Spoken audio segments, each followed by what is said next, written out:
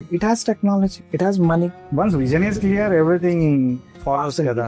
So the major problem is vision. పెద్ద company అయినా సరేనండి, ఇప్పుడు ఆ కంపెనీకి లేని డబ్బా, ఆ కంపెనీకి లేని రిసోర్సెస్ హ్యూమన్ అన్ని ఉన్నాయి. Why they couldn't able to create? Because ఆ పర్టికులర్ డొమైన్ లో విజన్ ఉన్న వ్యక్తి లేడు. ఉంటే వాడు ట్రాన్స్ఫార్మ్ చేస్తారు.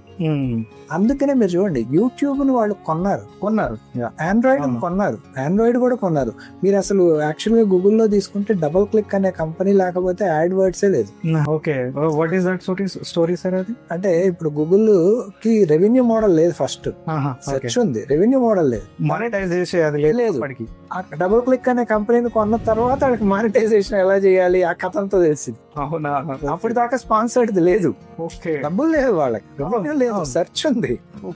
So you need someone to guide you from. ఇప్పుడు వాట్సాప్ కూడా first they started with status, ఇది హోల్ పాయింట్. అక్కడ నుంచి చాట్ పోయింది, అక్కడ నుంచి ఇంకెక్కడికో పోయింది, వీడియో కాల్స్. ఇదంతా ఒక లీనియర్ ఫ్లో.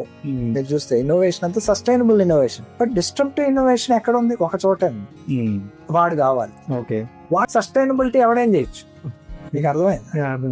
ఇన్నోవేషన్ లో డిస్ట్రక్టివ్ ఇన్నోవేషన్ ఒక చోట జరిగిపోయిందని అక్కడ నుంచి ఎన్ని ఓటీటీ ప్లాట్ఫామ్లు అయినా కావచ్చు, కానీ ఫస్ట్ ఎప్పుడు నెట్ఫ్లిక్స్ ఫస్ట్ మూవర్ అడ్వాంటేజ్ కదా. అసలు వాడు ఏం చేశాడు, అరే ఒకరిని ఇంటికి తీసుకెళ్లే లెవెల్ కి తీసుకొచ్చాడు మూవీ ఎక్స్పీరియన్స్ కదా. సో ఆ ఎక్స్పీరియన్స్ ఎవడైతే చేస్తాడో ఆ తర్వాత మిగతా వాళ్ళందరూ ఎంతమంది వచ్చినా, just like Tesla example, what ever, అంటే ఆ టెక్నాలజీలో వాడు మొదలు పెట్టిన తర్వాత మిగిలిన వీళ్ళు డిస్ట్రప్షన్ చేస్తారు వాళ్ళు ఇన్నోవేషన్. అక్కడ నుంచి మిగతా వాళ్ళందరూ మారాల్సిందే. ఇప్పుడు మీరు 10 నిమిషాల్లో జెప్టో వాడు డెలివరీ అన్నప్పుడు ఎవరు నమ్మలా, but everybody force to change to that 10 minutes after that success. కదా. సో అప్పుడు దాకా డార్క్ రూమ్స్ మీద పెద్ద యావలేదు, డార్క్ స్టోర్స్ మీద ఎవరికి. వీడు ఎప్పుడైతే దీన్ని ఆలోచన చేశాడు అప్పుడు దాకా దే వర్ కూల్ 2 hours లో